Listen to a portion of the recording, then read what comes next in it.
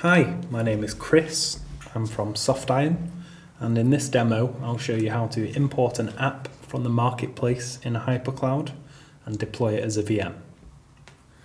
So first we'll go to HyperCloud and we'll go to Storage and Marketplaces.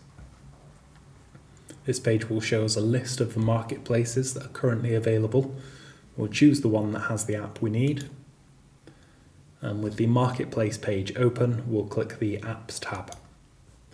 This shows you a list of the apps that are available in this marketplace. So you choose the one you want from the list. We'll use WordPress because it's quick to set up. And with the app page open, you just need to click the Import into Data Store button, which is this one that looks like a cloud with a down arrow. First thing you need to do on this menu is click which data store you want to store the image in. Then we've just got the default one, so we'll use that. And if you want to, you can also change the name of the VM template and the VM image.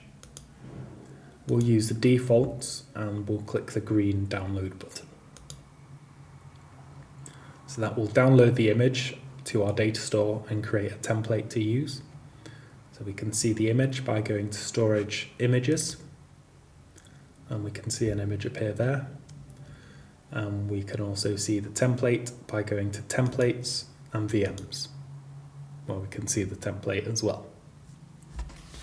So now we have the image and the template imported. We just need to deploy the VM that will run our app. So we just need to go to Instances and then VMs. On the VMs page, we'll click the green plus button to begin creating the VM. So the first thing we'll do is select the template that we've just imported. And then we'll scroll down below this list where there's a few extra options. So we need to give our VM a name. And we can choose how many instances we want to deploy.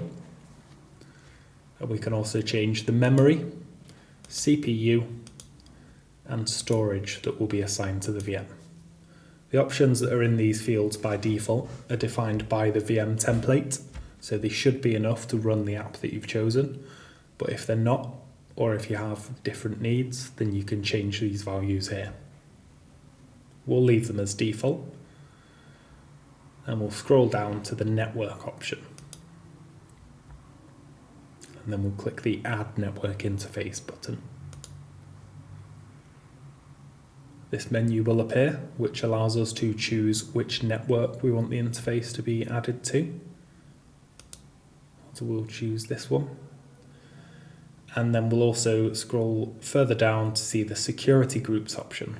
The security groups will allow you to define which ports can be connected to from which IP addresses. So it's similar to a firewall. We'll just use a default one, and so that's the last option we need to change. You can change any of the other options in this page based on your needs, but we're just deploying a basic WordPress VM, so we're happy. Once you've finished setting your options, you click the green Create button.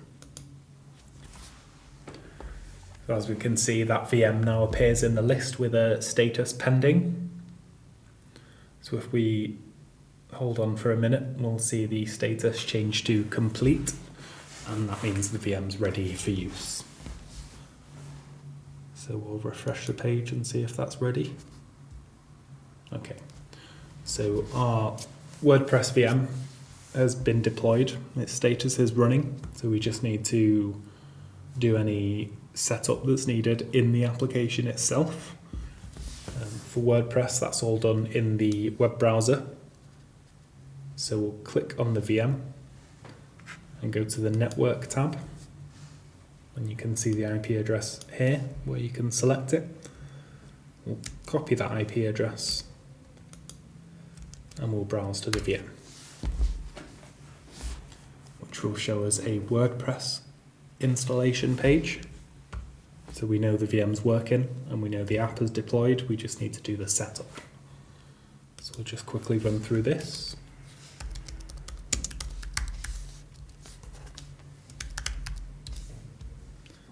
Copy the password because it's nice and secure.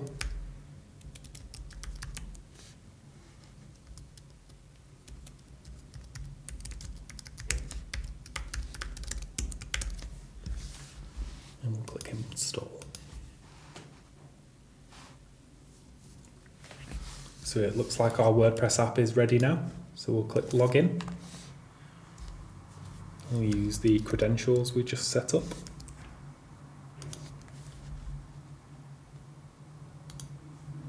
And we can see we've got a deployed WordPress app in HyperCloud. Thank you for watching this video.